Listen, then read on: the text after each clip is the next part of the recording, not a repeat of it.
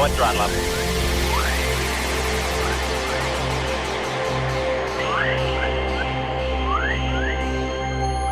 Five, four, three, two, one, zero. All engine running. Liftoff. We have a liftoff. Discovery's 4 computers now have primary control of critical vehicle functions.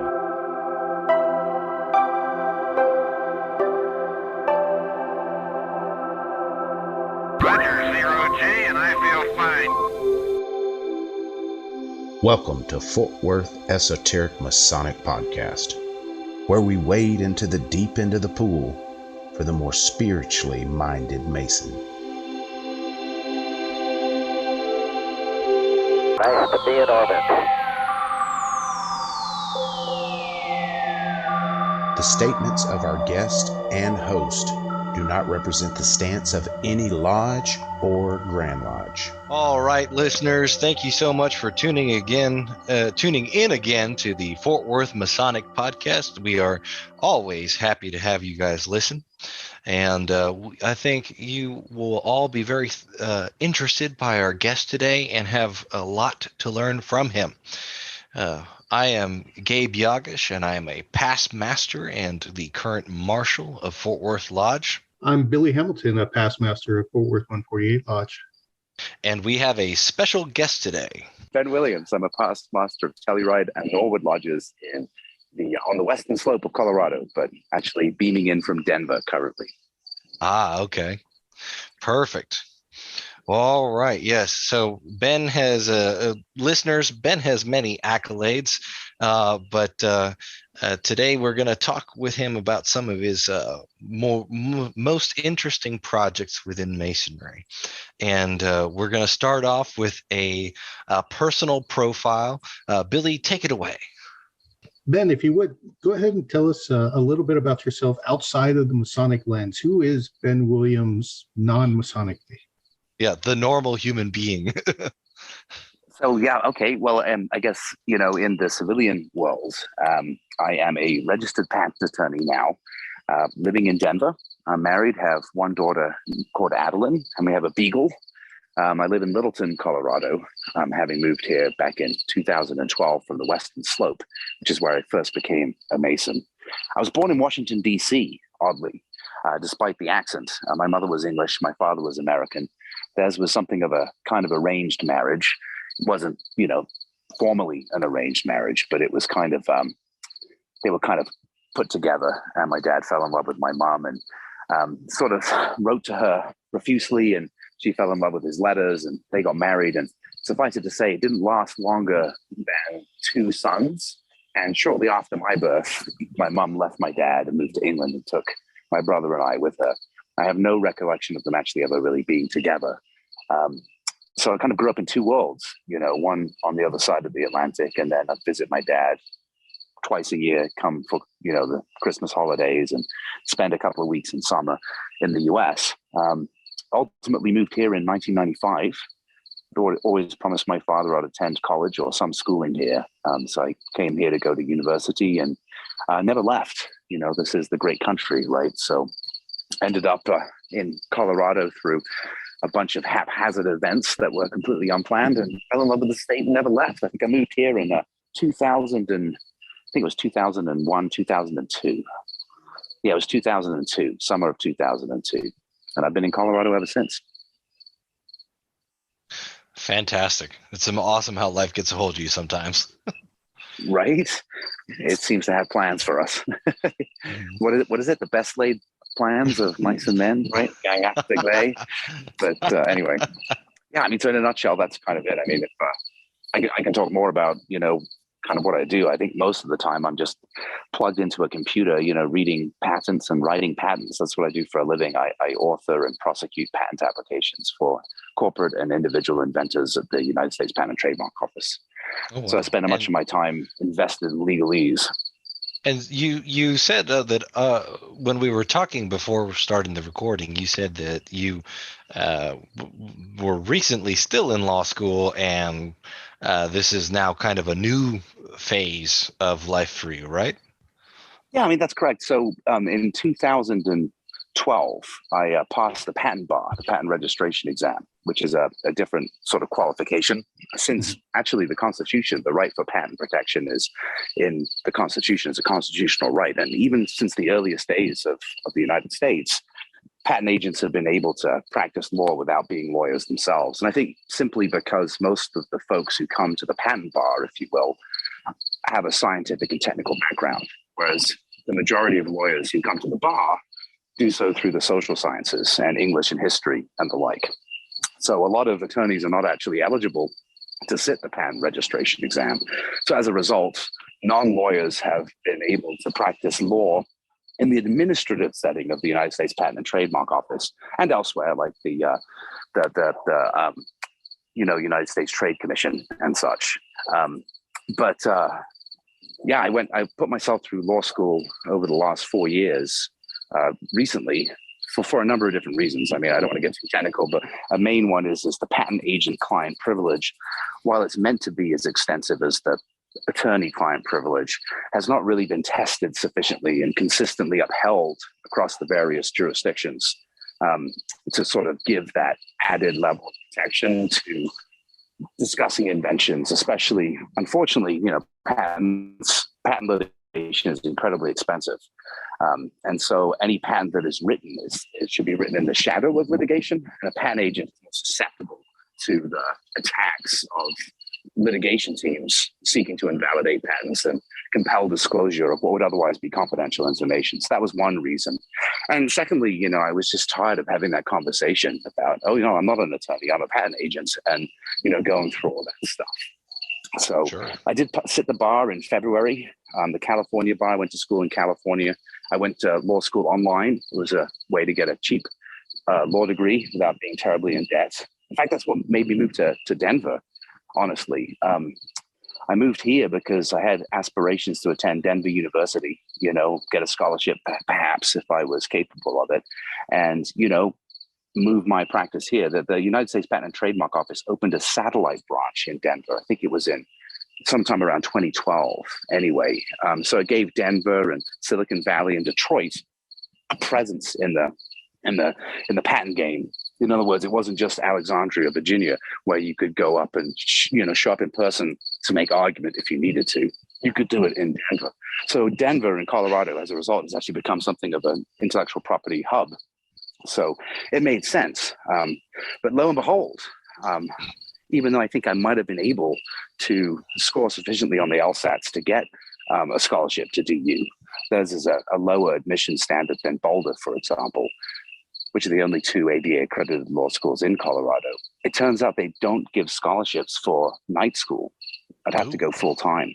And I wasn't really willing to give up my business, and go to law school. I'd have to take out massive loans and be $200,000 plus in debt. I know lawyers today that are in their late 30s and they're still paying off their student loans. So I was like, I just won't do it. I'll just keep going with the patent agency thing. I don't really need the law degree. I'm not going to go to court, right? I'm not looking for that kind of practice.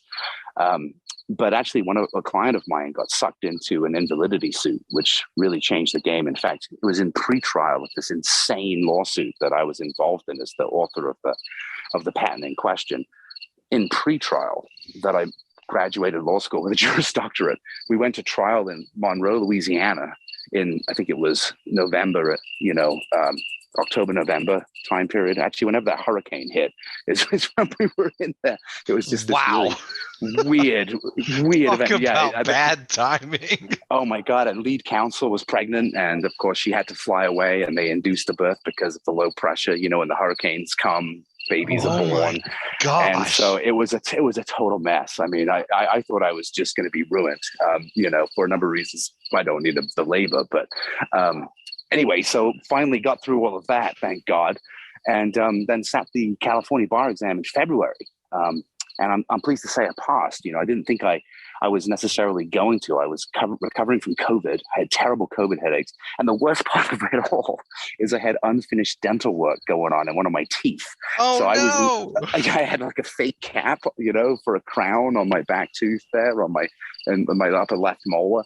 And I was literally chewing up ibuprofen throughout the 2-day exam like M&Ms, just maximum dosing it the whole way through. And it was a really tough test. I mean, the California bar is notoriously difficult anyway, among the bar exams, which are also notoriously difficult. Right? Yeah, my understanding is that it is the most difficult to pass out of all of the jurisdictions in the United States. I think that's true, and this one was particularly difficult as well. The second section of multiple, what we call MBEs, the multi-state bar exam, the multiple choice questions, were incredibly difficult. So I wasn't convinced I passed. In fact, the pass rate was 33.9%, which is the second lowest bar pass rate in history. And the MBE section had the lowest pass rate. Well, tied lowest pass rate in history.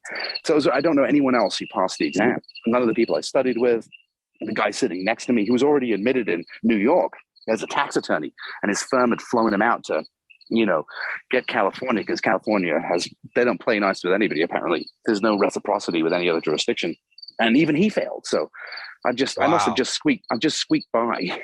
But, unfortunately, it's more tricky than I realized to share recognition, to be admitted in Colorado. So I'm working on that presently. But anyway, that's what's going on in my life. Wow. So I gotta ask, to put it very mildly, you are a very active Mason, and you have, you do Masonic publishing as well, and you are gainfully employed, and you were going through law school up until recently, and you're a family man, right? So these are all huge commitments, right? So how did you balance all of those? Because I'm listening to you give this breakdown, and in the back of my head I'm going, you're talking about law school. And in the back of my head, the entire time you were talking, I had this little voice in my head saying, and remember, he's doing all of this Masonically, and he's a family man, and he's got a job, and XYZ, right? How was that? What was that like? It was terrible. I mean, it was really, really tough. I mean, we talked about that law school was going to be challenging. And, I went online, right? So it wasn't like a full-on law school experience. The education was certainly subpar. But, the reading that's required and the amount of homework regardless is just, I think I was doing 7 to 8 hours of lectures in the week for the first year, right? As well as having homework and discussion boards and essays and just incredible reading quantities. I mean, to be fair, I just couldn't keep up with all of the reading towards the end of it. I think part of law school is learning what you need to read and what you can sort of avoid, not reading. Nobody can read that amount unless they just want full immersion. But honestly, I pulled back out of a lot of Masonic stuff. I was much more active when I was single, living on the Western Slope. And there's, a lot of room out there. You can do as much Masonry as you desire. So by the time I moved here, I had this horrible situation where I was Grand Commander, Grand Orator, and also the Northwest Department Commander for an overlapping period of a couple of months. And that year was really, really tough. And it wasn't planned, right? Because I had staggered it, but as you probably know, I don't know how it is in Texas, but certainly out here, people drop out of line, and everything gets reshuffled. So again, your best laid plans, it just serves it to you all at once. So no, it was definitely difficult and definitely exhausting, and I wouldn't recommend it. As a result, I pulled back out of a lot of stuff. I'm not active in my valley as much as I used to be presently. I just focus on Research Logic Colorado and a few other, appendant bodies. And that's really it. Which, because you could do Masonry every day if you wanted to, but my wife would definitely leave me. Yeah, inadvisable to say the least. Yes. I mean, Masonry should always be, it shouldn't be just a hobby. I mean, it's certainly something, and it's important, and it definitely helped me improve my behavior. I mean, when I came to the Masonic fraternity, I was young and was fairly unemployable probably, and Masonry really helped just give me a direction, get my head straight. It really, really did. And for that, I'll be forever thankful to the fraternity. And it also met some really amazing people. In fact, I became a patent agent because my boss was a Mason. We went through the Scottish Rite together through the Valley of Grand Junction. And we used to, for me to go to the Scottish Rite, it was a 2.5-hour drive one way. So it was like, the whole day, and I'd get back at like 2, 3 in the morning. But I would drive to Montrose, and then I would often ride up with a couple of other guys, one of whom was a guy called Mark Crosley, who was a patent attorney based out of Montrose, Colorado. And he ended up hiring me to ghostwrite patents after reading my trestle boards that I was putting together for Telluride Lodge back then. I was working at a library, and I ended up buying their old copy machine, which they were going to throw away because it was obsolete. You could never repair it anymore. They sold it to me for like, a couple of bucks. It was really, get it out of here and you can have it. So I managed to load it onto a friend's pickup and drove it out to my house in Norwood. I used to print the newsletter, the trestle board for the Telluride Lodge on, legal paper, and just Xerox kind of quality, and mail it out. And he ended up hiring me to do that, which is how I fell into this whole thing. So for him, I'm also eternally grateful. Oh, wow. That's awesome. Yeah, totally bizarre, totally random and unexpected. I never thought of myself as doing this, but it's odd. I'm actually quite good at being a patent writer. God knows why, I guess. I don't know.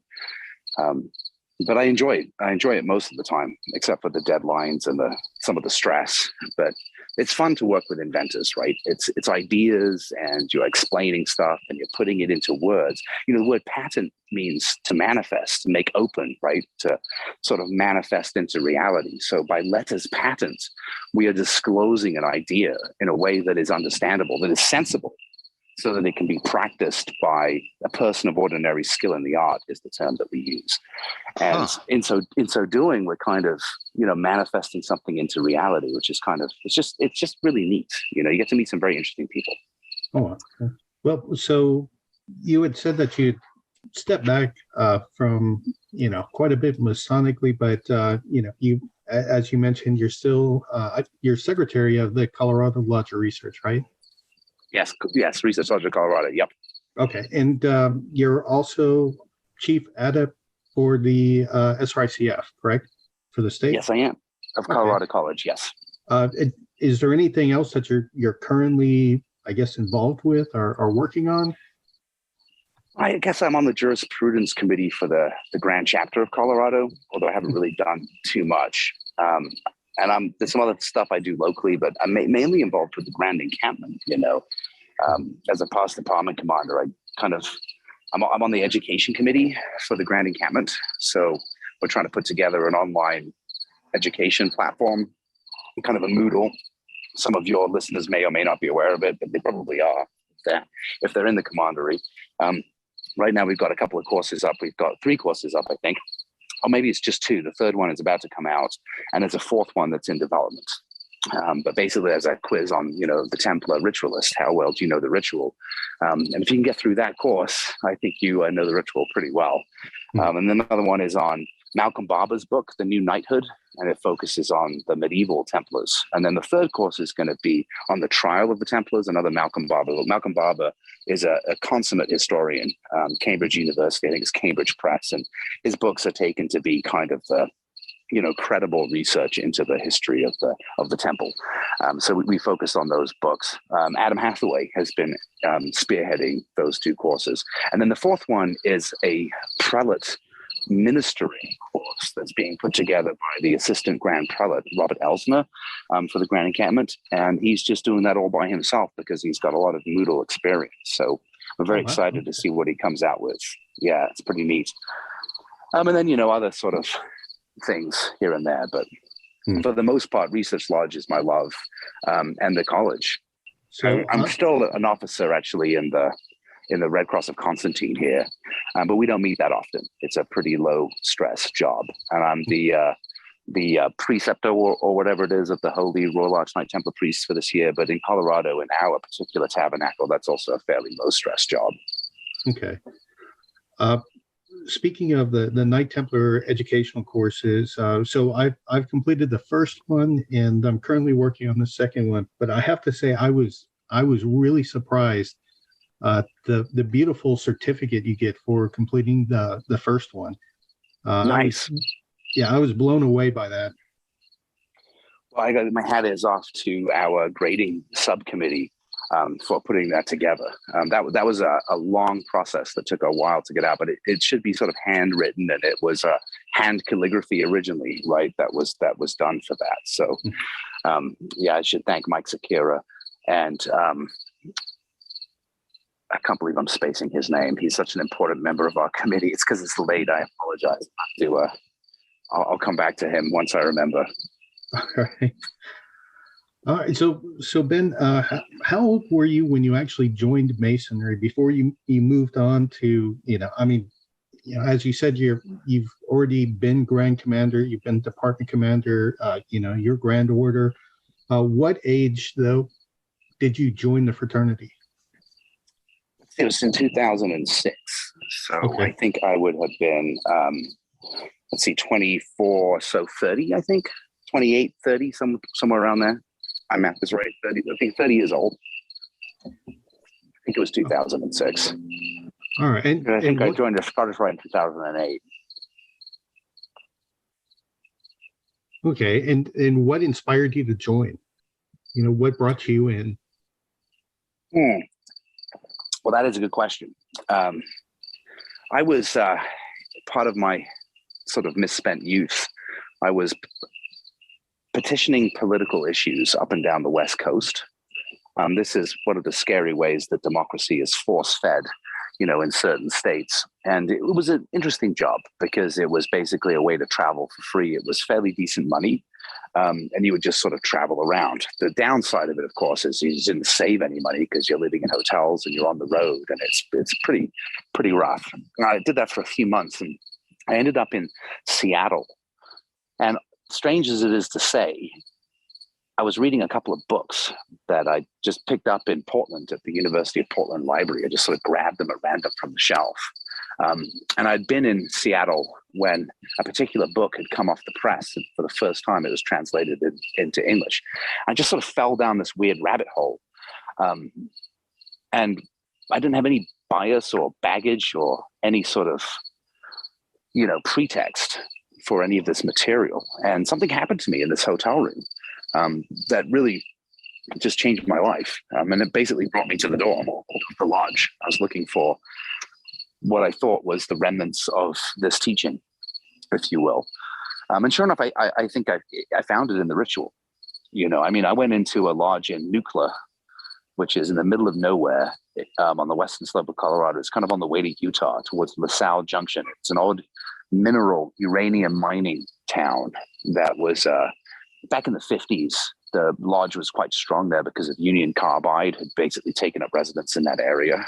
But now it was completely defunctive. There was maybe 7 old guys, and I looked them up, and I joined. They were very, very thorough in everything they did. I wouldn't say they were particularly esoterically minded at all, but they seriously cared about the ritual. Word, letter, perfect work, and I didn't get a single letter key or anything like that until I was proficient. Until I stood my proficiency on the 3rd. They gave me a Bible and a single letter key book, and I did it all mouth to ear. The way that I think it's really supposed to be done. I would drive from Norwood to Nuclear, and I'd sit in that cold room with a guy called Ben Sievers, God bless him. He's now deceased, unfortunately. And we went through the first 2 degrees together. And I'll always remember Ben Sievers, as my coach. And it was really fun. It was a really interesting experience to wrap your head around those long sentences, that legalistic, sentence structure, that legalese. And I don't know, it was kind of strange. I left with the impression that maybe to a certain sense, Masonry collects souls for unfinished business, because when I was going through it, it was strange how easy it was to remember it. And it's not easy to remember, but it wasn't like learning it, it was like bringing it back from somewhere before. It was in my soul somewhere. So I just fell in love with it, even then, even in its most, unadorned form, in a really rural country lodge. All those men are now deceased. Norwood actually surrendered his charter, I think, just this year. It's completely defunctive at this point. Tried to keep it alive for as long as possible, but sadly, it wasn't going to happen. So anyway, in short, just some sort of fountain of secret knowledge in these books, which, is not secret at all. But if you come to them, like a lamb, then I think it has the power to transform the mind in ways that are completely unexpected. And if you look for it unexpected, maybe it wouldn't happen, but because it was completely unexpected, I never even heard of who Hermes Trismegistus was, let alone the definitions of Hermes, Trismegistus to Asclepius, which I still propound the most powerful logic circuits for awakening that I think exist. These 10 short paragraphs. They're absolutely incredible. Anyway, so yeah, that's probably sorry. Down memory lane. Thanks, Billy. Thanks, Gabe. Well, that's what we're here for. Right. Forget this is being recorded. I better be careful what I say. No, actually, Anyway. yeah, no, that's fantastic. So looking at it and coming to it from that perspective, right, that it seemed to have found you at this moment when you kind of needed that transformative experience, right? Even if you weren't aware of it. What do you see then as the biggest strength and the biggest weakness of our fraternity as it's practiced today? And what are your thoughts of how we can improve upon it? I gotta be careful I don't sound too elitist here, but I think the greatest strength is the work itself. I think everything is in the Blue Lodge. People often say that it's, kind of the porch, but everything is in the Blue Lodge. It's just veiled. Everything that you need to understand or may aspire to understand can be placed in that symbolism. And all the other orders and appendant bodies and invitational onis are kind of more focused versions of the same principles that are ultimately first expressed in the Blue Lodge. So I think the strength of Masonry is the mouth-to-ear tradition, is the love the brethren have for preserving the work and for making Masons, right? If you take that commitment to do it properly and drive wherever it is and meet with the guys and do it mouth to ear and become invested in it. If you do it that way, you're going to know it. And when you see it in your mind and the memory palace that you're building and making these memories, right, you become accustomed to certain ideas. And so it becomes easier to move through the chairs. So I think its strength is a type of microcosmic amplification to order the mind, to structure the mind, to get the candidate in a position that he can move to kind of to have some sort of, I don't want to say impact, but to have some sort of, to be able to be useful to his society. Does that make sense? So like when I went through the chairs, for example, I went from somebody terrified of public speaking to being able to stand up in a room full of crowded people and say anything without, my pulse getting too outrageously out of control. I mean, obviously it still goes up, but nonetheless, it's not like it used to be.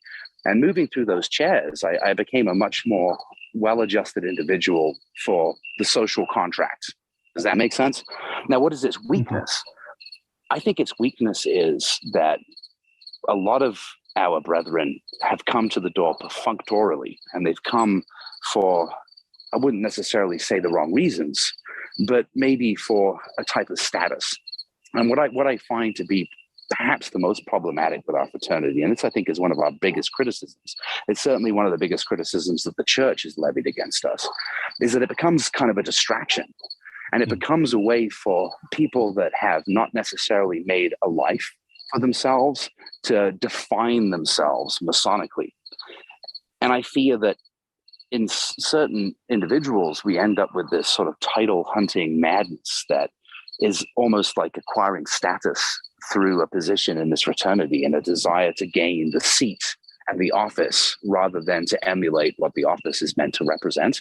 And we see this all over the country, unfortunately. We see a kind of dictatorial tyranny rising out of vanity from people, I think, who've attained the office through ambition rather than, let's say an aspiration, if there is a distinction.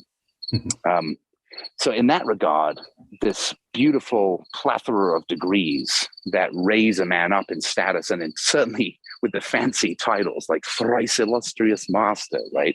Most puissant grand master, all of these kind of insane titles, which, are valid and worthy titles. It's not the titles that are wrong. I fear that we've created an impression that man goes up through the degrees as he ascends a ladder rather than emptying himself to be more suited for the indwelling of deity, dare I say it. I think the 32nd degree should be kind of almost an emptying as well as an attainment, right? It's something to be aspired to, but, we give them in a weekend, right? We do the 3 orders of the temple in a weekend. I did the order of the temple in what we call the Bridge to Light. They did the whole York Rite in a weekend here in Denver. And even more funnily, they did it in chronological order of the degrees. So it wasn't even, in the normal York Rite progression. It was what was believed to be the oldest degrees first. So it was this hodgepodge of crazy, like York Rite madness. And then, of course, the order of the temple. A profound experience. Sitting on the sideline. I mean, I was still troubled by that order, actually, to be fair, for quite a while. It kind of disturbed me a little bit. Over time, not a big deal. But at first, I was a little bit put out by it. And then later on, I was the junior warden, and I was coming back from the Chamber of Reflection with the report. And my guys, this is in Montrose, it was Ure Commandery number 10, Montrose Ure Commandery number 10. They grabbed me and they brought me in to the candlelit, altar and did the libations and so on and so forth. And even though I knew what was happening, the difference in effect from being there in that dark candlelit room with these men finishing the Lord's Prayer and rising like shadows in this holy light was absolutely profound, and I think we cheapen ourselves sometimes by trying to do the numbers rather than making the experience what it's meant to be. I think it's hard, and it should be hard to make Masons. You need 3 past masters to make a Royal Arch Mason, 3 most excellent masters. Right. And often we have 2 guys just filling in for the one guy we're going to put in, or we have 3 guys as exemplars for a class of 10. In Colorado, that's common because we don't have huge numbers like you guys have in Texas. But I feel like you'd have to wait the old days. And we also farm it out. There was a time when there was like 2 people that could do the excellent high priest part. And now there's still 2 people, but I'm one of them. And I haven't done it for a couple of years, mind you. But what we seem to do is we push candidates to these festivals, we call them. And you go to one festival and you go through, the chapter degrees. Then maybe a couple of months later, you go to the other festival and you go through the council degrees. And then you go to the other festival and you go through the orders of knighthood. I think each chapter should be doing that work. And I think each lodge should be each lodge more so does its own work than we see in these other things. Excuse me. But so that's a rather long-winded response, but I hope that kind of makes sense. No, it does actually. And so for the, the bodies that Gabriel and I are in, we emphasize, giving each candidate an individual experience. One thing that he started as commander of our commandery, and that I've continued, is that each person in our commandery each candidate who comes through and gets an order of the temple, they get an individual order of the temple. That's awesome. Yeah, because it's not meant to be something where you sit on the sidelines and watch. It's something that's meant to be experienced. Yes, I totally agree. And how profound is it? The first degree obviously is hugely impactful. The 3rd degree is hugely impactful. I think the Royal Arch degree, if it's done right, is hugely impactful. And then the Order of the Temple. Wow, there's just nothing like it. So we have great tools. We've got great software, right? It just, do we run it on the right hardware, I guess? And that makes sense. It makes a lot of sense, actually. I think that's a fantastic answer. Thank you. Well, and I, to continue the software analogy, have our, are we running it on the right hardware? But also, perhaps more importantly, have we taught the users how to use the software? And in many cases, unfortunately, the answer is no. Yeah. You're very right, my friend. Yes. Well, it is difficult, right, to sort of peel it apart too much. I think maybe we need to watch the West Gate. Maybe that's the simple way to reduce it to just 3 words or 4 words. Watch the West Gate. True, and something that we've talked about on past episodes, so that we've dedicated the entire episode to, guarding the West Gate. Yes, because I think especially now in this age that we're entering, many men are coming to the lodge well-informed. In many cases, more well-informed than the brethren conferring the degrees. So now it becomes our task to keep these young men, but also to make sure that they're worthy and well qualified. I mean, if we actually lived up to the words that we memorize, right? I mean, it has within it encoded exactly what needs to be done. So there's no need to, you know what I mean? We just need to live up to what we're saying. It's so funny. I mean, I'm not going to call out any particular lodge, but there was a candidate here in Colorado who, seemed like a nice guy. They did the investigation. Everything was fine. They initiated him, in short order. Maybe it was the 6-month requirement, who knows? He'd shown up for a few dinners. He goes home after being initiated and commits felony arson by burning somebody's garage to the ground. Oh my God. It turns out that this guy had just given a fake name, a fake identity, and nobody had checked it out. No one visited his house. Nobody figured out that this was a fake ID, basically. It's like, how does that happen? That is incredible. He had a rap sheet as long as your arm. He was just curious, right? What are these Masons up to? Man, what a nightmare. It happens too often, my friends. Yeah.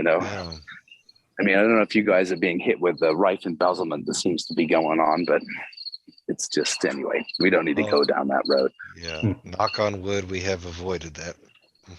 Yeah, Texas is such a healthy jurisdiction. You got 100,000, 90,000 Masons or something? Oh, no. We're about at half that. Yeah, I believe we are just under, I think the last count I remember is 57,000. Okay, that's pretty good, though. We're about 5,700, so you're 10 times the size of us. Yeah, our York right actually is, I think it's down to about 5,400 York right. Yeah. It's the size of our Grand Lodge. Wow. Yeah. Isn't that crazy? Yeah. So I'm dying to learn more about your publications. And I'll defer mostly to Billy on these questions, since he's kind of more in the authoring and publishing world than I am, and a little bit more literate than I am. But as we kind of alluded to earlier in the podcast, you have a publishing company and you run 2 Masonic magazines through it. Tell us a little bit about that. Well, firstly, thanks, Gabe, for the shout out. I really appreciate the opportunity to, reach your audience with this information. And secondly, you're not a bad graphic designer from what I've seen. So thank you for all the work you do. Why, thank you. You're welcome. Yes. Okay. So Laughing Lion Laughing Lion LLC was set up in about 2012, 2013, I think it was, originally to publish the Rocky Mountain Mason. And this magazine that sprung out of some other conversations, and it's a kind of a long story, but another magazine was produced kind of in its stead for a while. And then the Rocky Mountain Mason sort of came out of a desire to create something that was more kind of current events and could represent originally Colorado Masonry. But of course, it expanded to have content that we hope is of interest to any Mason. And the other publication we put out fairly recently, I think about 2 years ago now, maybe a year and a half ago, was the Esoteric Mason, which is more kind of material, more geared towards these guys looking for open-minded people that are looking for kind of, I don't know, more sort of hidden stuff, right? So kind of the weird stuff that might not always be appropriate for something like the Rocky Mountain Mason, which has I think a broader readership.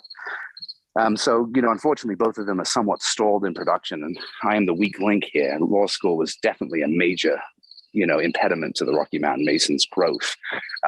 My editor just had a baby. It's now about 2 years ago we had the child, but he's been sort of distracted and busy, and I'm not being a good leader in that respect. So it's about 6 months late on the current issue, I'm afraid to admit, here publicly. But it is about to come back on its schedule as soon as I can get in my damn office.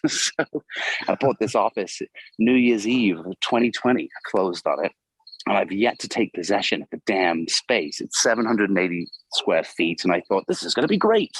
This is somewhere that I can, set up shop, do my law practice, have my publishing company, and I'll own it. It's going to be fantastic. Oh, more fool me. asbestos issues and contractor issues, and it's actually almost made me go broke, this ridiculously stupid office. So Wow. now it's, gosh, I think I started construction after the asbestos was removed in October of last year, and now it's almost a year later and I'm still not in it. Finally you've got everything in. I'm just waiting for the electrician to finish up the lights. But Denver's insane, and I'm a fool. I paid these guys too early, and they've been taking advantage of me ever since. So it's been very difficult. Wow. Yeah. I didn't realize you had to deal with asbestos abatement, because that is a expensive process. Oh yeah. I paid. The amount I paid for this office was an incredibly good deal, which is why I bought it, especially where it is, which is sort of just between Broadway and like downtown Littleton in sort of greater Denver area. It's a very nice up and coming area, and it's gonna grow that particular place quite substantially in the coming years. So it was a bargain, right? It was the cheapest per square foot you could find anywhere. And this is why, because it's a common interest community. So it's like a commercial condo. And no one has bothered to, do anything properly in this building since it was built in like 68. And I was expecting asbestos in the floor, even though I wouldn't say they lied to me. They kind of weren't forthcoming about the fact that there was asbestos, but I kind of guessed there would be, but I did not expect it to be in the walls. So, if I was smart, I would have done the environmental test prior to buying the damn place, but I just didn't feel like spending more money. You know what I mean? At the time, I was like, screw it, if there's asbestos, I'll just pay for it to be removed. It's a good price, right? So we ripped it all out, and everything would have still worked out really well.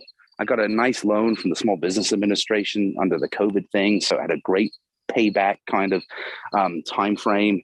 And man, the whole thing has just turned into an absolute nightmare. And basically, I hired the wrong people. That's really what happened. And they ripped me off. They ripped me off $40,000. So I had to pay another $40,000 to put the stuff back in, which they didn't do right to begin with. And then the second contractor has just been, just too busy. I mean, Denver's stupid. That's the problem. Everybody's got way too much going on, and you got to pay us so we can get the guys in there and we'll get it finished. You pay them, then they just don't show up. So anyway, that's been my life. As a result, most of my stuff is still in boxes. So it was never supposed to be this delayed. Law school was one delay, and I pivoted it. I was expecting to be in there by the end of March, and I was going to get everything organized and get the mail station set up. And now I've got the problem that when somebody subscribes, I don't really have a mail fulfillment area. I've got to dig through boxes. I've got to print stuff out. I've got to run between these different locations. I don't have the space in my house to accommodate it. And so it's been a bit, I apologize to any subscribers that are waiting for the magazine to arrive. That's why, but it is coming, I promise. In fact, the issue that is current, that is late, is basically ready to go. It just hasn't been laid out yet. So another issue I've had is my layout guy got a hugely important job at an advertising agency in Denver, and he's slowly been, getting more and more busy. So it's difficult to try to grab him back out, but I will once I'm ready to do so. So, well, in all fairness, not only are you doing your own publishing, but you're also now the editor for the Knight Templar magazine as well, right? Correct. Yes, sir. And that is actually really fun. I just finished putting together the October issue today. So, it's about a 2-month lead time on all of that. And of course, I cannot miss those deadlines. And luckily that stuff is all virtual. You know what I mean? I don't have all these boxes and stuff, and I don't do the mailing or the fulfillment. I'm really just editing and doing the layout so that I can maintain in my schedule. But yes, that's been a really fun job. And for folks who don't know, originally this was planned probably, I think 4 years ago when I was brought on as the assistant editor, the idea being that when John wanted to retire, actually about now, I would take over. And even though things kind of went a bit weird for a while there, and I was kind of removed as the assistant editor for a while, everything kind of came back together, actually according to the original timeline, which was kind of really interesting. So I hope you guys like the new look for the magazine, and hoping to kind of maybe even change it some more in the future. We're exploring options. And this is some feedback I'd love to hear from your listeners, actually. You've got a lot of Knights Templar in Texas.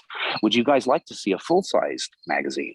Would you be comfortable with a bi-monthly or quarterly publication cycle? I think we're going bi-monthly if we do go full-size. And would you be okay with, us trying to fund it through some ad sales? And these would hopefully be ads that are appropriate, right? You shouldn't look at advertising in print as a distraction. It's not like television where you're a captive audience and they raise the volume. You can just turn a page. So when it comes to print advertising, it's not like anybody it's not like you get like the issue of GQ and you go, oh my gosh, they're advertising clothing in this. How dare they? Presumably, you would see an advertisement for a Masonic item or Masonic adjacent item. Or how about this? How about Rolex? Right. Yeah. So I'm not saying that I can't afford a Rolex, but I know Masons that wear them. And my point is that this magazine costs a lot to print and it costs a lot to mail. Right now we mail to 61,000 readers, right? That's a lot of money. I won't tell you how much it is, but it's the largest expense the Grand Encampment bears. Now, if we were to actually price the ads appropriate to the true cost of producing the magazine, like most magazines do, think of Freemasonry Today out of England, for example, then we could actually fund the magazine through ad sales. The problem is that the ads become, $4,000 for a full page. You know what I mean? So we'd have to get advertisers that would be willing to pay that amount. Now, that doesn't mean that, Masonic regalia companies wouldn't be able to have the same type of representation that they currently have at a similar size in a full-size magazine. It just means there would be other advertisers in there too. So, Gabe, it wouldn't necessarily be, purely Masonic items that are listed for sale. The idea would be, though, to create Pareto Optima, right? We want to make that sale. We want to have the right price, and we want it to work for the advertisers and the readers. So if the reader finds something he wants and makes a purchase, then we've succeeded in that. It becomes kind of a service rather than a kind of distraction. So, things like Viking Cruise Lines, maybe, or special offers on cruises. We have, I don't know, I'm not the ad sales guy, but that kind of stuff I don't think would be inappropriate necessarily. I'm, of course, open to criticism on that point. So, what do you guys think? I think, I'm not opposed to it, especially if it helps create a product that is. I'm very big on objects that you can touch that have like substantial heft and weight and stuff. And I know that sounds kind of silly, but no, I agree, actually, 100%. It's very cool to have like a tangible item that you can tell just by touching it. You go, oh, this is pretty high quality, right? And to have a magazine that is appropriately funded and that, okay, maybe it drops to bi-monthly or quarterly or however the case may be. But if that results in a nicer magazine, we have an incredible product already with the Knight Templar magazine. But what if we stepped it up a notch and turned it into the kind of magazine that you go, man, that is nice enough that you can leave that on the coffee table in the waiting room of an office, right? Like that would be perfect. Yes. Like a professional setting, and you go, this is something that I want my clients to look at and know, like, oh, hey, this is quality material, and that might be kind of shallow on my end, but it's very marketable.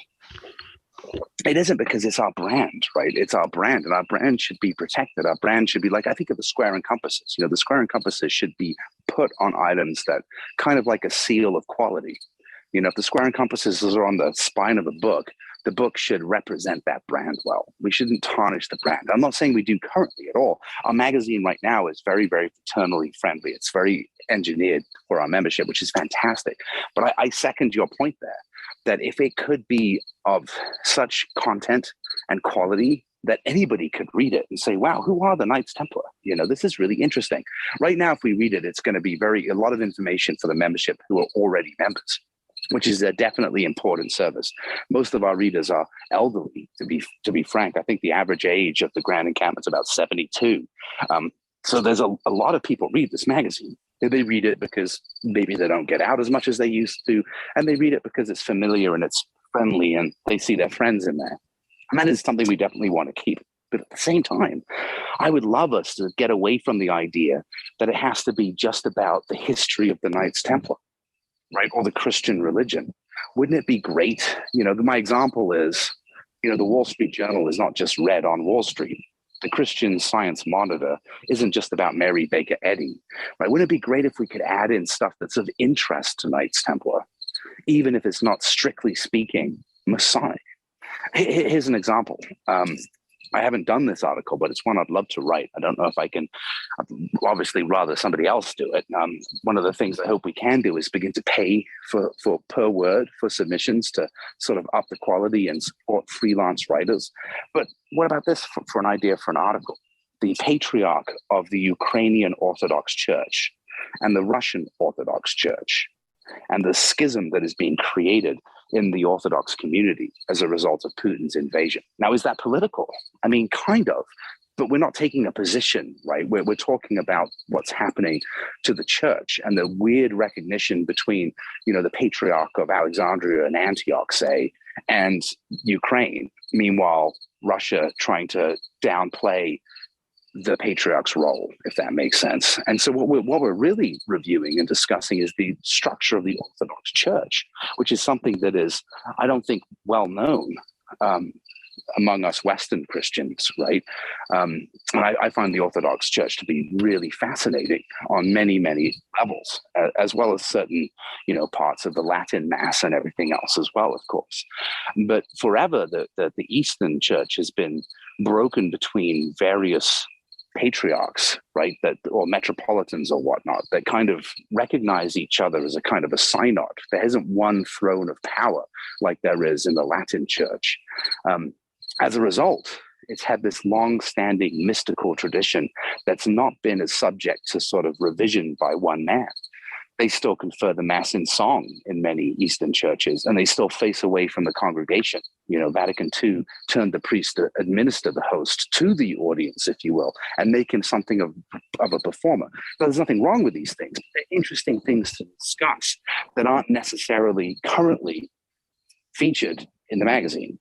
Right, and those are all things that, we make a big deal out of the fact that, hey, this is Christian Masonry. Templar Masonry is Christian Masonry, and we are here to enhance our faith and practice, but we don't talk about all of these aspects of Christianity. A lot of times you see one of the things that happens in Templary is that we focus so heavily on the ritual and getting it right and whatnot, and that's a very laudable, good thing, and I don't think we should let that fall by the wayside, but we lose focus of the fact that this is a fundamentally Christian organization. And so even just something, an article as basic as, hey, this is what a Greek Orthodox service looks like. This is what the Divine Mass of St. John looks like, right? And just walk the reader through that, right? And that's a very entry level subject, but it's something that guys can kind of bite into and take a look at and say, oh, okay, today I learned something about the way that my Christian brothers practice their faith, whether it's the next town over in the Greek Orthodox Church or on the other side of the world in actual Greece, Yeah. And I think that's very valuable to us as Templars. I mean, I do too, because Christianity is such a multi-form religion. It's not one type of Christianity. I think we often forget that in our, my Church of England background or your evangelical background or whatever it may be. We tend to think that that's what Christianity is. But in fact, Christianity is a very pluralistic stream, especially if we go to sort of Oregon and the early, patriarchs, the founding patriarchs of the Christian church. There's a lot of very interesting material out there that could certainly be explored. But how about this? Let's go even further. What if we were to do a review of a car? Would that be inappropriate for the Knight Templar magazine? I don't know. I'd never thought about that. I don't think it would be a bad idea necessarily. One of the things it would be good to say, hey, let's tie things into Templary somehow. But I think, for a Masonic magazine that had a broader scope, kind of like a hey, this is kind of like a gentleman's organization and we aspire to gentlemanly things, then I think Exactly. like a Yes. Masonic magazine that was focused on, let's say, high caliber gentleman's culture, right? Then a car review would Yes. certainly make sense, right? Yeah, like the Bretts. In fact, you just reminded me that Angel Miller, when he guest edited the Fraternal Review out of the Southern California Research Lodge, he did a whole thing on how to dress well as a man. That's brilliant, right? This is easy reading, but it's also useful. It's also beneficial, and it's also establishing that kind of culture of gentlemanly masonry that we're all after. And I think any good Masonic publication should really cover. The esoteric Mason is kind of the exception because that's definitely a cult-based, and kind of anything that's strange and unusual goes in that magazine. But something like the Rocky Mountain Mason or like Freemasonry Today is another great example of a magazine that is balancing very well in this space, is broadening the scope of the content to be, if it's of interest to Masons, then it's Masonic. If it's of interest to Knights Templar, then it's suitable for publication. And that way we open up the pages to freelance submissions by people who may not even be members. I think of the Scottish Rite Journal, Freemasonry Today, which is the United Grand Lodge of England's magazine. It's published by a completely separate publishing house. It's actually written and handled and managed. They've outsourced the whole thing. And, many of their contributors are women. And are they writing about Masonry? I mean, yes and no, right? There's a lot of current events, a lot of photographs, a lot of His Royal Highness Duke of Kent doing this. And, these Freemasons have formed this lodge and they're all football players, and lots of charity stuff. And it's all good. But there's also other things in there of general interest. And these could be current events. They could be historical. I mean, there's a wealth of information to mine about the historical Knights Templar. But frankly, we're retreading old ground. It's been trod for 700 years. You know what I mean? So when it comes to the Knight Templar magazine, we have a review board that reviews all the submissions. And the majority of submissions don't get voted for publication, which gives you an idea of how many submissions we get by what you see published in there, right? So it would do a greater service to the readers and to the magazine itself to be able to have more broad scope of content. It's got to be quality, don't get me wrong, but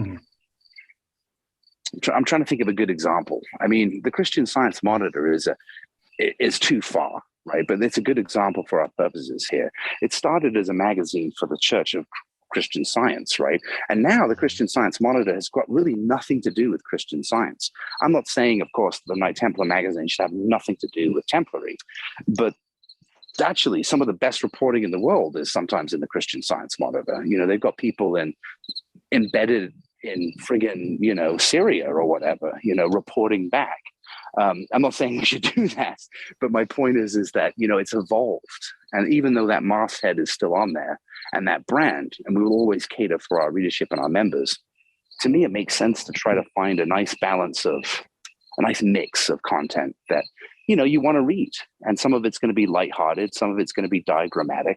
I mean, a great example might be to have a picture of a Sonite and point out all of the regalia on there and why it is the way that it is, because that's always a constant conversation, right?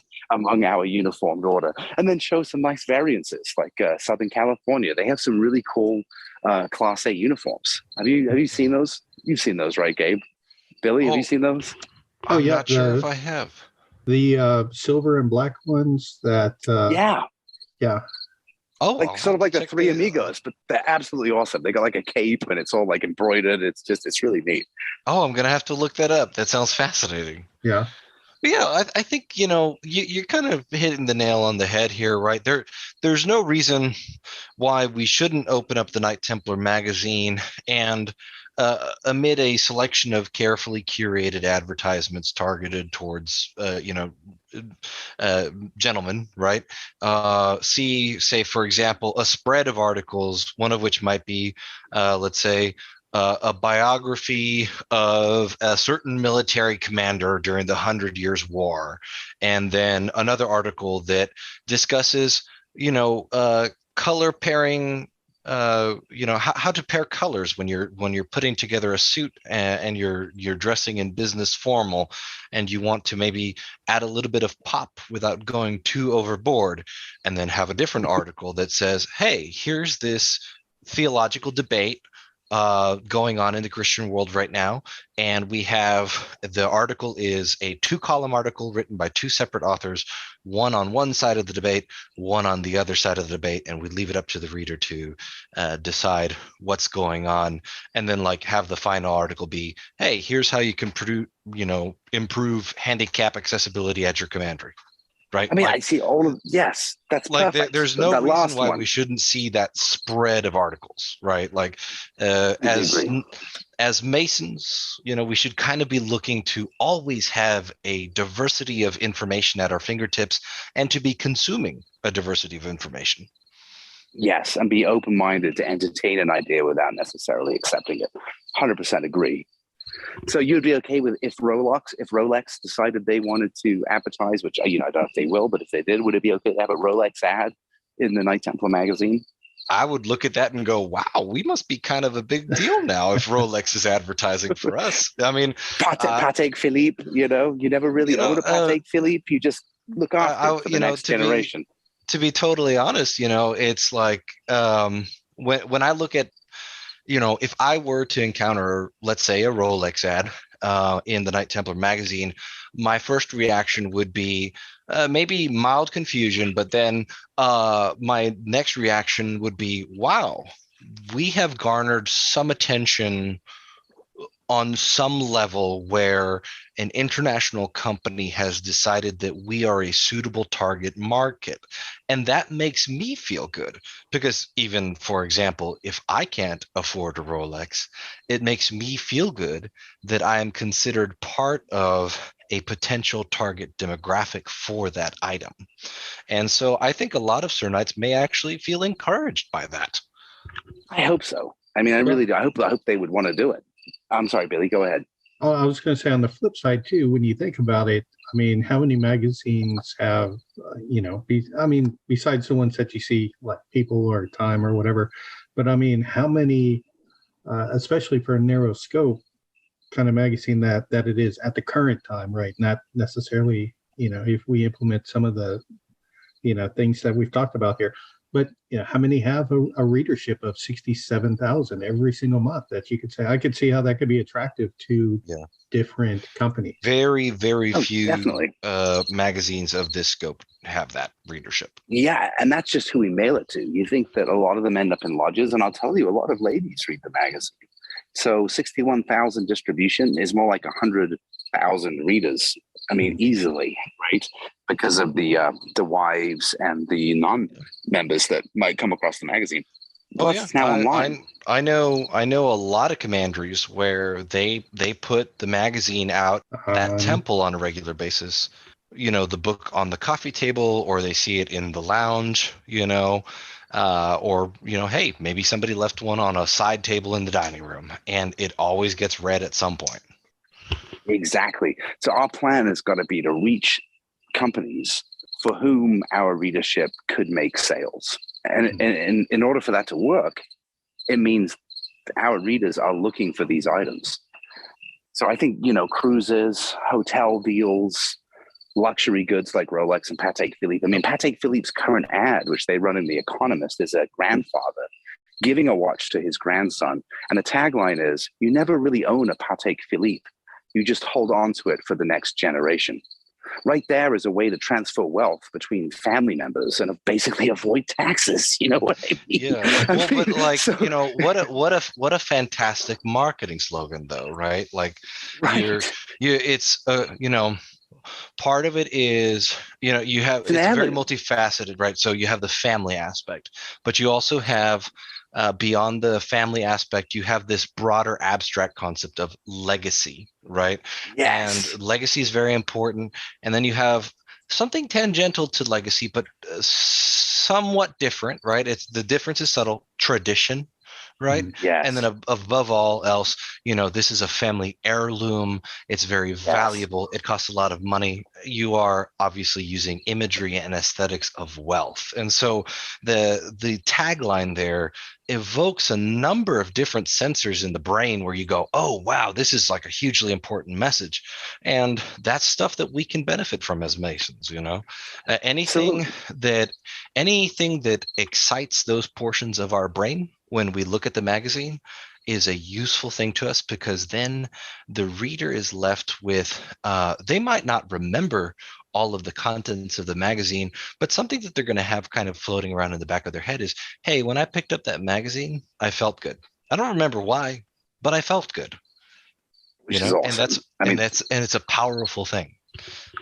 I'll tell you something else I just did today. I had 2 pages that I wanted to fill up. So actually, let me put this out there to your listeners too. Please send us content for review by the editorial review board. If you're a Masonic writer, please submit articles to me at ben@knightstemplar.org. We have about 3 months more of articles, and of course we'll have more in time, but it's nice to have like an overwhelming amount to choose from. So please, if you've been thinking about writing something, do so and send it. Back to my original point. We used to do nights at the bookshelf, which is great. Book reviews, reading Masonic authors, and that's fantastic. And we will continue to do that. But for 2 issues, I've done movie nights and reviewed, for example, Maverick was one of the movie reviews we did. And I managed to get old Bill from the Scottish Rite. Why am I forgetting his name? My goodness, I'm not having a good evening tonight. It's late here, and I've had a very long day. But you know who I mean. He used to teach Top Gun. So anyway, he gave a quote for it, which I thought was kind of a nice tie-in. And today, I wrote a review for the movie Elvis, which has got very little Masonic attachment whatsoever. Although between you and me, Elvis did have some Masonic books on his bookshelf and was at least peripherally interested in the symbolism of the fraternity. Of course, none of that is in there. Now, is that appropriate? Are you guys going to be upset by those reviews when you read them? Oh, no. Yeah. It's one of the things that we can't forget is that Masons are human beings that live in the societies in which they're located. And that is something that, for better or worse, we can't get away from. And if you let your entire life be Masonry and somebody says, I've had this real life interaction before, hey, did you, a younger guy at the lodge asked us about some movie that came out. Hey, have you seen, XYZ? And the past master that was sitting with us says, oh, I don't know. I've been so busy doing Masonic stuff that I just kind of phased going to the movies out entirely. I haven't been to the movies in 14, 15 years. And I've realized at that point, I was like, man, I haven't been to the movies in 2 years. And I very quickly after that grabbed my wife and said, hey, movie night, we're going to go to the movies, because it was like, oh, I'm losing touch on society here. And it's a great medium. It's a great art medium. The movies and more these days, the power of the editing software that we're leveraging, we're able to almost assemble a dreamscape. You don't even need a script anymore. I'm so this. Both Maverick and this movie are so incredibly well edited. It's amazing. I strongly recommend seeing Elvis, even if you're not a fan of his, because it's just such a well-made film. It really is brilliant. And by the way, the guy's name is Bill Sizemore. I apologize, the COVID brain here. And Phil Hardiman was the other name I couldn't remember. Phil Hardiman is the subcommittee chair for the grading of the Grand Encampment Education Committee, without whom we could not long subsist. So Phil, if you ever do listen to this, I apologize. COVID, I could see your face in my mind, but your name just came to me. So Phil Hardiman and Bill Sizemore. Sorry, I just wanted to say that because I just felt really bad. No worries, actually. And so I know we dwelled actually, and it was unintentional, right? We talked a lot about the Knight Templar magazine. I'd like to go back to, so you were talking about the Rocky Mountain Mason is kind of your magazine for, I guess, more of kind of a generalized, well, and maybe that's an unfair term, right? But the Rocky Mountain Mason is really kind of about Masonic news and educational information, but your esoteric Mason is really like laser focused on esoteric topics, right? And the paranormal. Actually, and that's true. So I'm looking at the table of contents for the last issue you had, right? Issue number 3. And yeah. So you have the search for the Skinwalker, which you wrote, right? And yeah, that was a fun article, man. That was a fun trip too. Man, that was weird. Yeah, so the Rocky Mountain Mason is more general interest, and there's definitely stuff of heady historical and even esoteric background. I mean, I think of the articles that Patrick Day has contributed as our editor for the Rocky Mountain Mason, and they're all very, very interesting. He did one on the ruffians. He's done one on, just a whole slew of subjects. Patrick is a consummate researcher, and he's indefatigable in the amount that he consumes and can digest and reiterate. I would say the Rocky Mountain Mason tries to sort of cover the gamut. It has some sort of weird stuff, but for the most part, it's kind of historical, philosophical, general interest. The esoteric Mason, on the other hand, is absolutely dedicated to the strange and the unusual. So it would be, certain occult esoteric traditions. Jamie Lamb has been a contributor to that. Danny P.D. Newman has been a contributor to that. Kevin Townley has been a contributor to that, as well as to the Rocky Mountain Mason, as it happens. But, if you're going to get into sort of and the paranormal, the Skinwalker Ranch, R.J. Johnson has got a paranormal column that I hope he continues in the Esoteric Mason. It's been a really fun magazine to put together. I really did it because I thought it was something that, I would want to read and that I thought was appropriate to the millennial Mason, perhaps. Right. And so I was intrigued by the article in here too, that where you talk about how Waite was wrong to reassociate some of his elemental correspondences in the tarot. Which I still maintain. Absolutely. Yeah. Wait, don't play with fire. So Waite famously changed the correspondences of wands, which were staves, and swords from fire to air, respectively. Originally, swords were the element of fire, and staves or wands were air. And Waite decided back in the fin de siècle, occult revival, that fire was the divine element and it should be first.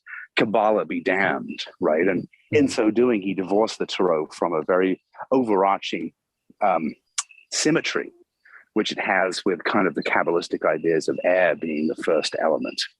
I mean, there are still some Masonic traditions where the trials of the elements exclude the element of air. So you're just tried by fire, water, and earth. Why are you not tried by air? Well, because the ruach is the breath. And of course, the air contains the fire and the water. Hermes tells us that the wind carries it in its belly, right? So Aleph is the first letter, right? Anyway, I'm getting a little bit esoteric here by accident. I've had a whiskey while we've been on the phone, so forgive me there. But yes, I mean, that's basically the thrust of that article, is that Waite, he did many things to the tarot. Like he switched strength and justice, right? And then he took credit for it all. And, I got a lot of respect for Waite, don't get me wrong. I think there's some traditions which some of your listeners will be familiar with that Waite certainly collected. And in many sense, Waite was something of an occult tourist. He collected more degrees and, rights than perhaps anybody else, and tried to codify them into a sort of overarching grand college or grand council of rights, which he sought to administer over the whole.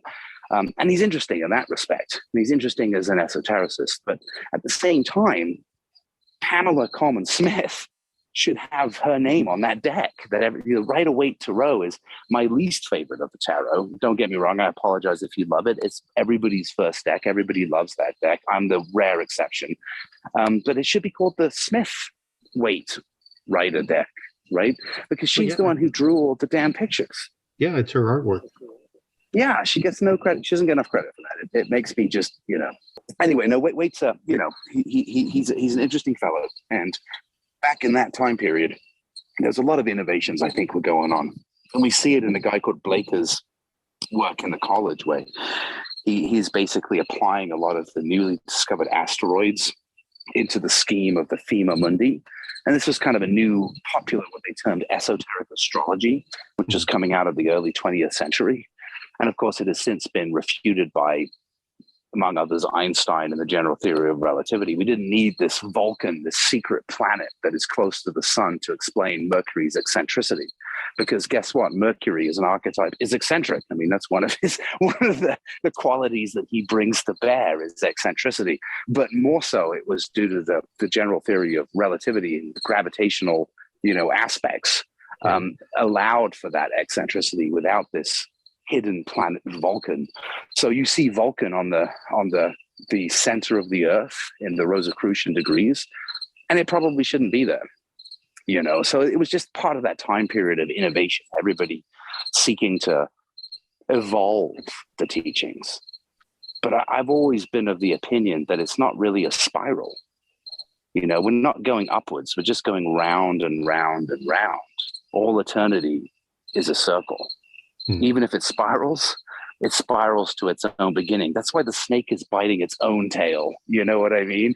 It's not a progression. Humanity continues, out of which the individual can ascend, or should I say, God can descend to the individual who is well prepared to receive him, and thus break the cycle of being and become one of the Ishim and attend at the throne among the host, echoing through the ages, Shaddai, Adonai, Jehovah, yay, yes, yay, hallelujah, hallelujah, hallelujah. So for the likes of Wade, I think the desire to improve something that didn't really need to be improved. Do we need a fifth wheel on the car? I mean, other than the steering wheel. Do we need a sixth wheel on the vehicle? I mean, 4 wheels suffices, right? So I like the Marseille. I like the traditional decks, but I am, a snob. So, No, I mean, and you're right. He took a lot of these esoteric topics that were hidden. He made them easily accessible, but at the same time, he did add his own reinterpretation at times. And he deconstructed it. You know what I mean? He made it something different than it was. It's still a very useful tool.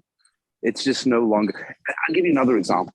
If you were to take the outer planets, Neptune, Uranus, and Pluto, and apply them into sort of an astrological reading. Now, I'm not talking about astrology for divinatory purposes here. I don't want to get your listeners all freaked out and stuff. But if you look at the symbolism of the 7 lights, the 7 lampstands before the throne of God, as set forth in Revelation, we see the 7 visible planets. And the 7 visible planets correspond beautifully to the 7 days of the week. And the whole thing is this beautiful order that has been advancing for, the better part of 4,000 years. To suddenly add in Uranus and Pluto and Neptune means now we need like a 10-day week. And the moment we get a 10-day week, as the Egyptians once had, is the moment that those planetary correspondences should be applied into the philosophy. But to break the symmetry for the sake of accommodating some kind of desired attribute is meaningless. We end up with these crazy modern astrologers with all these manifold aspects and hundreds of comets, and the chart is this scribbled mess, that is impenetrable, which is why I think, astrologers get a bad name, to be fair, because it was never really about predicting, the future. It was more about setting forth symbolically a unified understanding of all things.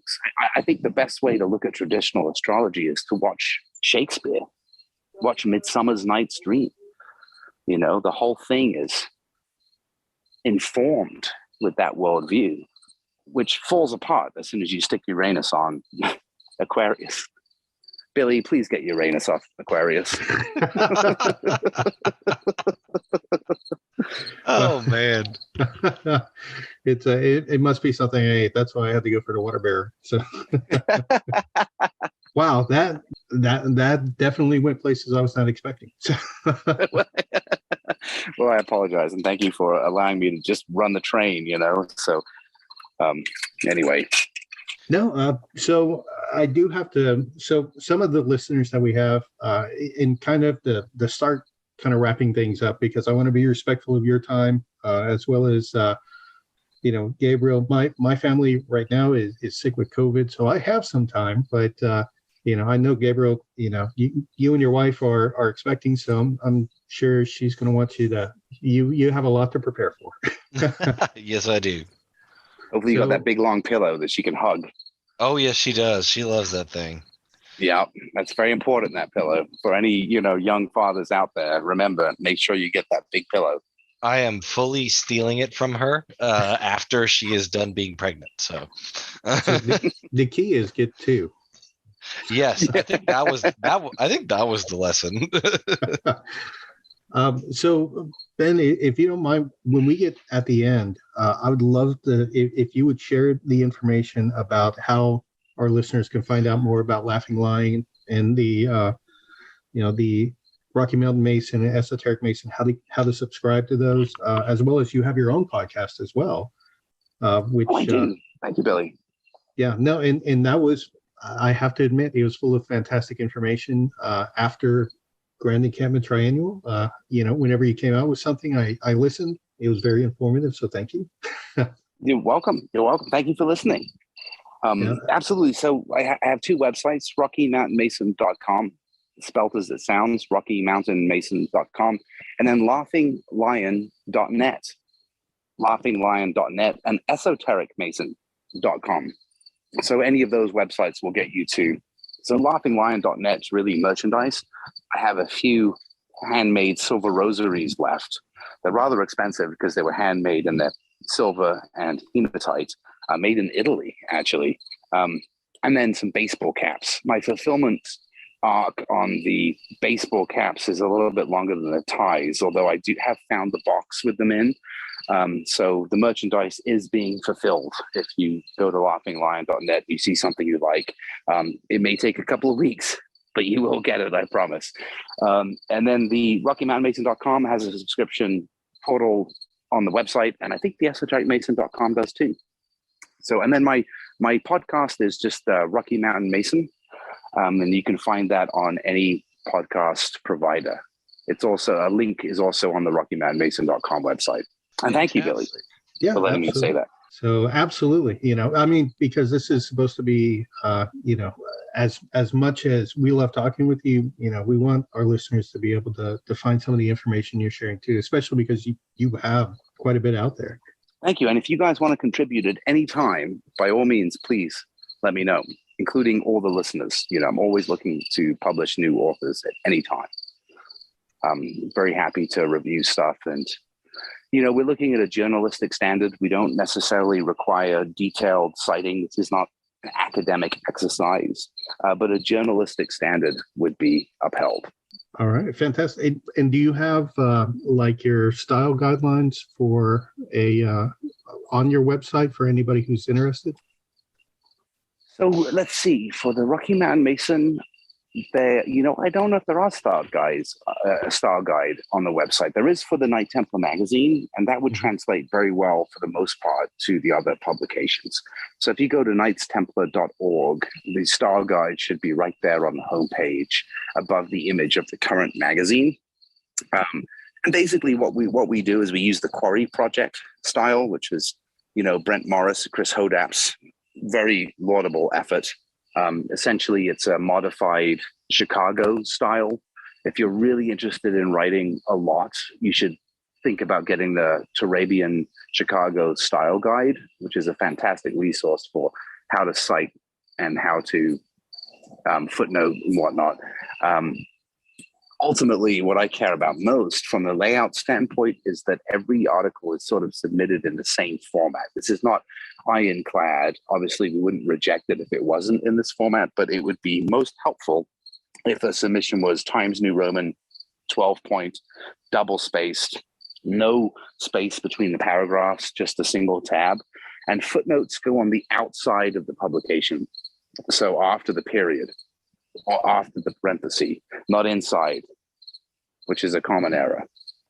Well, and with that, I know one thing we used to do is the quote of the week. I'm kind of bringing that back. So, Ben, I want to thank you for being our guest. And I'm going to end it with this quote from Marcus Aurelius from Meditations.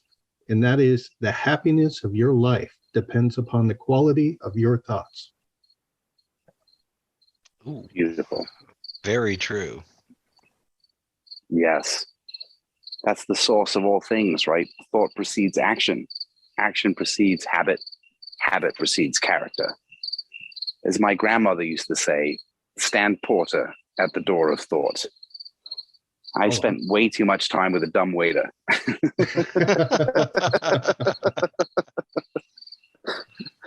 Guys, thank you so much for this honor. I love you both. And I look forward to when we get to see each other soon, I hope. Yes, Absolutely. hopefully we get to see you soon. And Gabriel, did you want to go ahead and do the contact info? Yes, folks. So you've heard Ben's contact info, and we'll go ahead and plug our lodge and podcast here. If you want to learn more, we are available at fortworthlodge.com or fortworth148.org. Our email is info148@fortworth148.org. And we are at fortworth148 on Facebook and Twitter and Instagram. And if you can't find us on those, then we are not on that platform.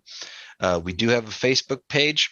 By this point in time, if I am predicting our release schedule accurately, Masonicon will have occurred already. So for everybody that did attend, thank you so much for attending and supporting this venture.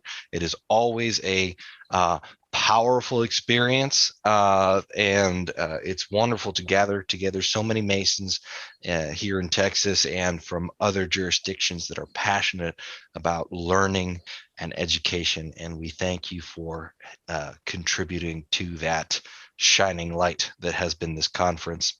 And we're planning for next year.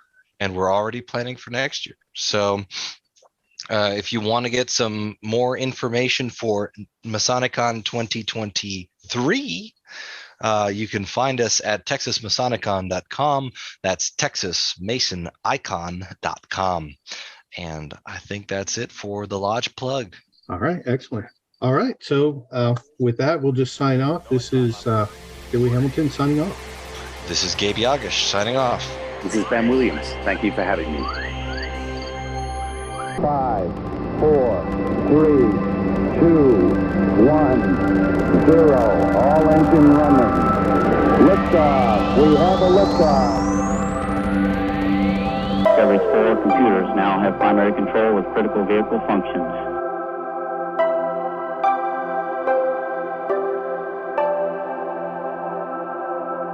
Roger, 0G, and I feel fine.